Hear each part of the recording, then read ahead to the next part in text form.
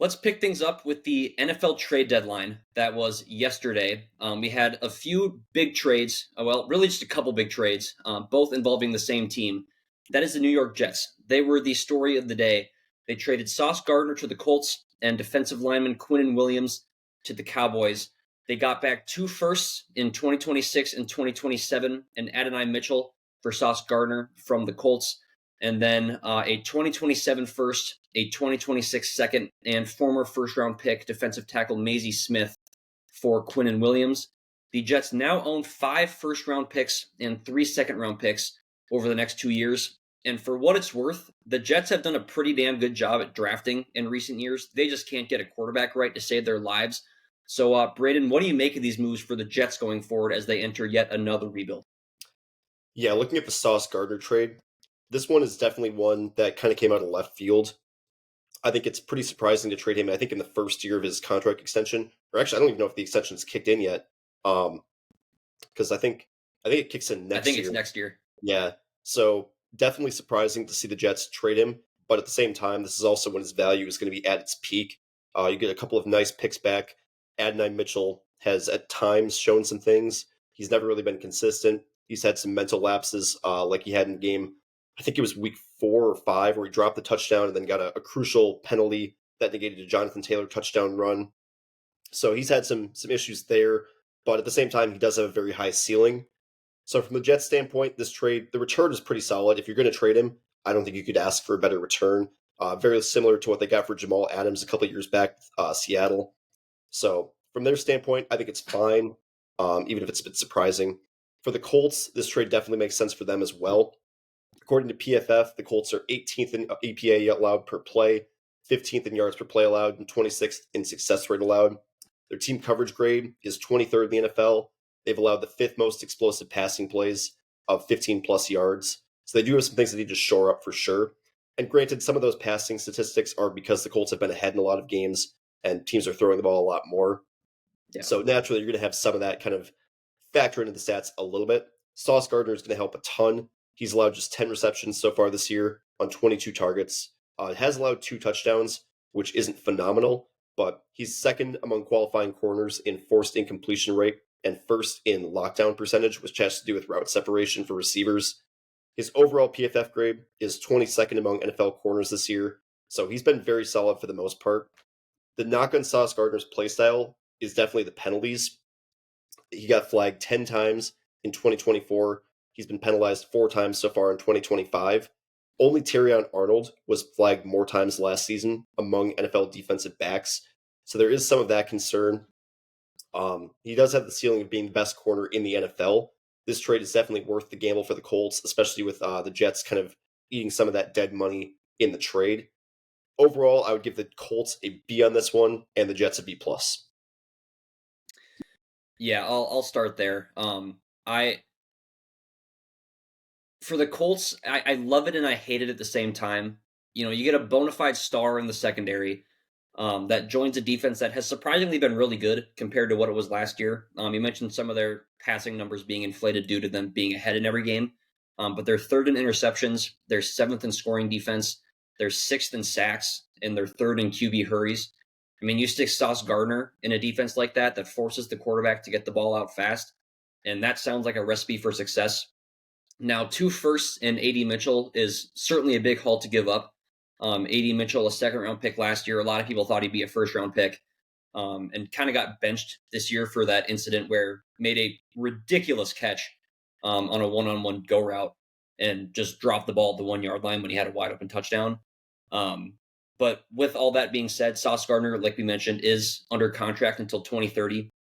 I think this puts the Colts up in contention for one of the best defenses in the league. And obviously, they're already one of the best teams in the league as a whole. As for the Jets, as far as both trades go, I think these were 2 slam dunk trades for them. Yes, it sucks to get rid of multiple stars like Quinnen Williams and Sauce Gardner, but this was not a competitive team with them to begin with. Now you take a team that has done well, like I said, in the draft in recent years. You give them 4 more top roughly 50-ish picks. I'm not assuming that the Cowboys second rounder is going to be, in the 60s. I don't think they're going to be in Super Bowl contention next year by any means. I think this also gives them flexibility at quarterback because you have Justin Fields under contract next year, meaning if you don't draft a quarterback this year, that's fine. And if you do draft a quarterback this year, you don't have to thrust him into the role right away. There will certainly be options in 2026. Fernando Mendoza out of Indiana is the name that stands out. I think he's kind of the consensus QB1 of this class right now. But there's also guys like Ty Simpson from Alabama, Lenora Sellers from South Carolina, and Dante Moore from Oregon that are all projected to go high. But also they all have the chance to go back to school if they choose to do so. Mendoza does as well, but I don't think he's going to do that.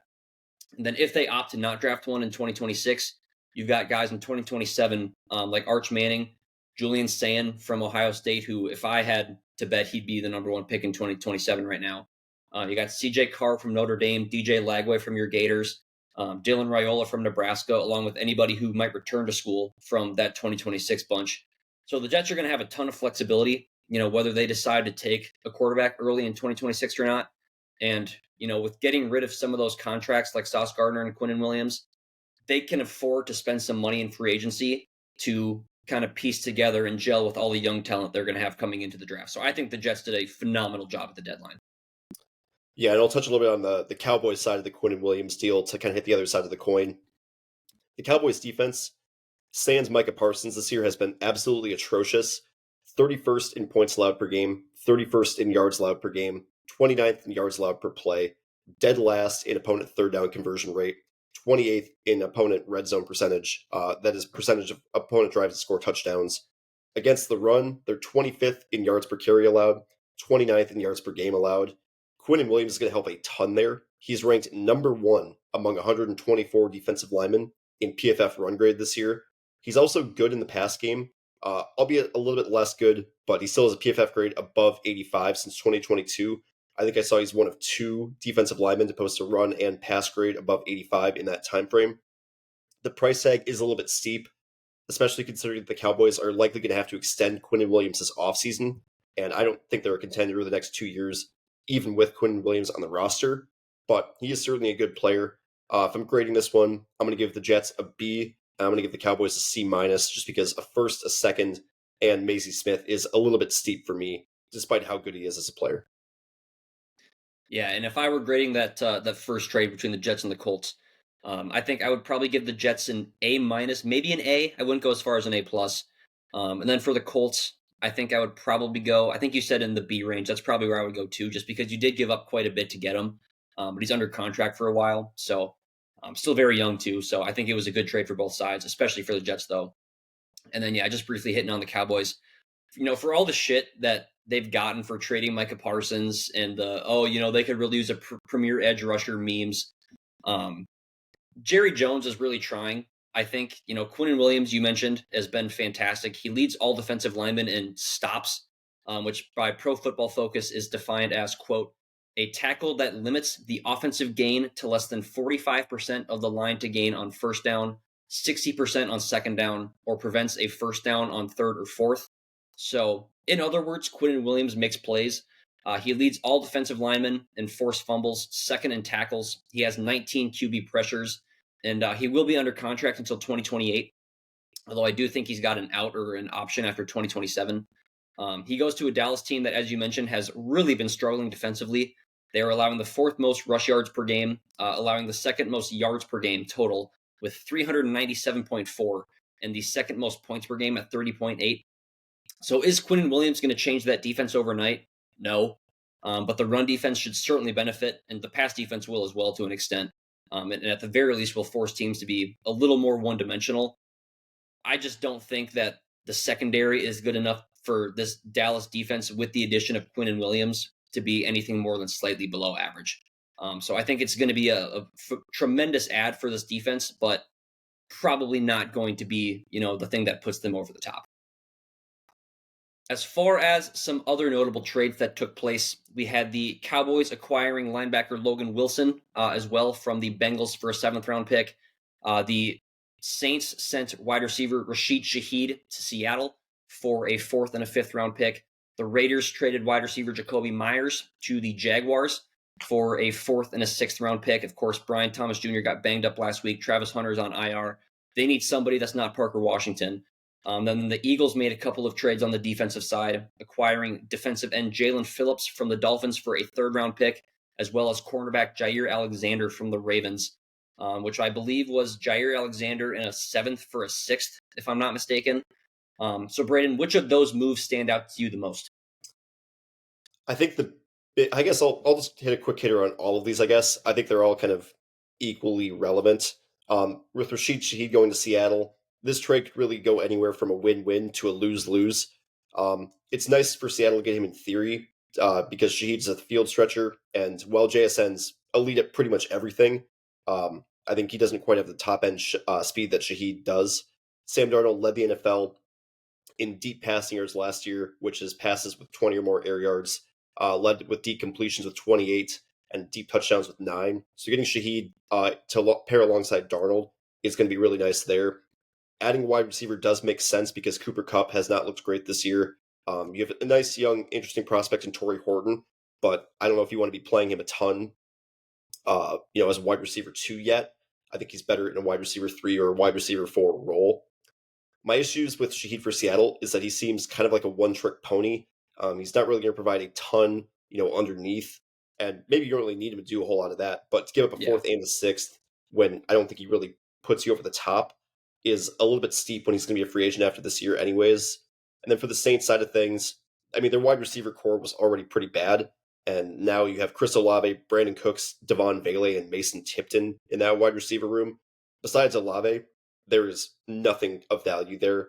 It's going to be really, really tough for Tyler Shuck to develop when he's got one guy to throw to, and that one guy has a major history of concussions. If we get another Chris Olave injury, uh, things are going to be really, really tough for Shuck to develop whatsoever. And maybe that's something New Orleans doesn't care about. I mean, they took him in the second round, but I wouldn't be shocked if they drafted a quarterback in round 1 this year because they're going to be picking at the top of the draft. So it's a trade that I think is, like a C or a C plus for both these teams right now. If you told me any possible letters of grades for these teams in 3 months, I would believe you. So it's one that's going to be very interesting to see how things pan out. With Logan Wilson to Dallas, it was weird seeing Logan Wilson essentially be benched this year because he was probably one of the better players on the Bengals defense for most of the last few years. He led them in tackles from 2021 to 2025. Had 4.5 sacks, 9 picks, and 7 forced fumbles during that time frame. But this year, I'd assume there's a good reason the Bengals benched him. They've got some younger linebackers who've been playing, passable, even though the defense is still the worst in the NFL. I think it's a good buy low for Dallas. And I mean, even though he's under contract for the next 2 years after this, there's $0 in dead cap if the Cowboys want to cut him. So if he does suck, I mean, you trade a seventh round pick and you get half a season of either mediocre or poor football, and you move on. For Jacoby Myers, very consistent receiver, at least 700 yards each year since 2020. Had a 1,000-yard campaign last year. I think for the Jaguars, you don't pay a ton to get him. I think it was a little bit less than the cost for Shaheed to Seattle, if I remember correctly. So I think it's a good kind of buy low acquisition there. Myers is going to be somebody who's going to be very consistent. He'll be a nice wide receiver 2 while Travis Hunter's hurt. Maybe a nice wide receiver 3 if Hunter's able to get to kind of where we expected him to be once he returns. And then for the Eagles trades, the Jair Alexander trade is a complete nothing burger to me. He has looked completely irrelevant this year on the field for the Ravens. I don't know if has he even been on the field for Baltimore? I couldn't A even tell you. little bit. It's been light. Yeah, so I think this is essentially a depth move for them. I don't think he's going to get a whole lot of run. The Jalen Phillips trade is nice. I saw he'd have the highest pass rush win rate and pressure percentage among all Eagles defensive linemen based on the stats in Miami so far this year. I don't love giving up a third rounder for a guy on an expired contract, but you are a Super Bowl contender if you're the Eagles. That price tag is worth it if you think he's going to put you over the edge. Yeah, and just touching on Phillips real quick. The nice part of that is if you lose him in free agency, you would probably get a compensatory pick for that. So I think that entices you a little bit more if you're the Eagles for going out and getting a guy on a 1 year deal. But I do agree with you on that front. The one that I want to touch on here specifically is the Rashid Shaheed deal. I am very, very excited about this trade for Seattle. I think the Seahawks offense is already pretty damn good, and I think this Shaheed trade is going to add another element to that offense. You have two quality running backs in Kenneth Walker and Zach Charbonnet. Now a four deep wide receiver room with Jackson Smith and Jigba, Rashid Shaheed, Torrey Horton, and Cooper Cup, who all kind of, I think, complement each other well. You mentioned Shaheed is kind of that deep down the field threat, and I think that's going to bode well for the other three of kind of let them work underneath, clear everything out, and somebody should be open pretty much every play, I would think. You have two young emerging tight ends in AJ Barner and Elijah Arroyo, who have both shown flashes this year. And then Sam Darnold, of course, who is playing as good a football as I think any quarterback in this league, you could argue.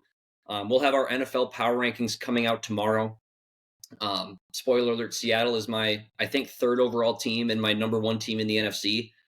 They've allowed the second fewest points in the NFC this year, and the offense is getting better and better as the year goes on. I think Shaheed is a fantastic deep threat, and I think he's going to be a great addition to the Seattle offense. And quite frankly, Braden, tell me if I'm overstepping, but I think Seattle could be a real Super Bowl contender. Yeah, I think they absolutely are. The NFC is pretty wide open to me. There's nobody in the NFC that has, I would say, a super elite quarterback this year. Jalen Hurts has been great at times. Dak Prescott's been great at times, but the Cowboys are also not really a contender outside of him. I mean, the Lions, Jared Goff, I think is probably the biggest competition in Seattle right now. I mean, it's them and Philly kind of in that three-horse race. So I do think that Seattle is absolutely in the conversation. I'm not sure if I would take them to beat, the cream of the crop of the AFC, whether that's Indianapolis, whether that's Kansas City, whether that's Buffalo, whether that's maybe a fully healthy Ravens team if they're able to kind of get things back on track. But I do think they absolutely have a case to make it out of the NFC right now.